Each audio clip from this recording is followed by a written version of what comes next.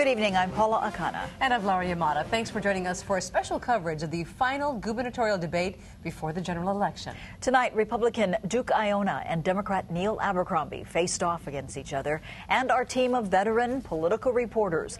The candidates answered questions on a variety of topics, from school furloughs and rail transit to civil unions.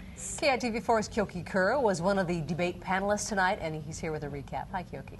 Hi, Laura and Paula. The gubernatorial candidates fought over a bunch of things, but they agreed on several key points. Both of them said they want to avoid more public worker layoffs. Republican Lieutenant Governor Duke Iona said his administration's budget that will be presented to next year's legislature calls for state worker furloughs and pay cuts to continue, and for no increase in health benefits. There's nothing in here that includes any layoffs, and I want to set the record straight on that because actually it's been rumored out there that I'm going to cut jobs and I'm going to privatize.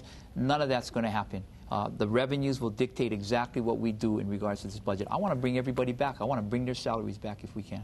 Democrat Neil Abercrombie wants to end furloughs and pledged not to lay off state workers as well, but didn't offer any specifics about how he'd make up for the $190 million that would be saved by keeping furloughs. I will work with the budget that is there and do the reprioritizing and do the reordering that needs to be done.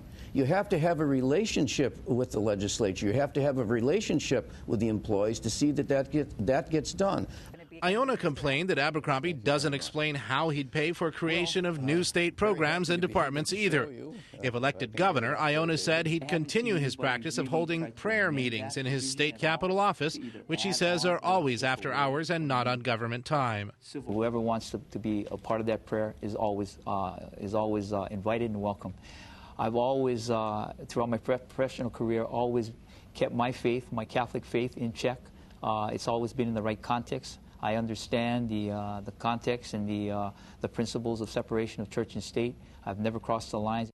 Abercrombie said the prayer issue has never come up between them, either personally or in any forums. I think that everyone's religious beliefs and spiritual journey needs to be respected. But I take the Lieutenant Governor at his word, and I have respect for it. Thank you. All right. All right. Thank you, gentlemen. Our next. Now, you'll also probably enjoy this segment where I ask the candidates about how much pension money they take home on top of their six-figure salaries. Duke Iona pointed out I was wrong when I said he made $135,000 a year. Iona said he made a lot less than that, but did not know exactly how much his lieutenant governor's salary actually is.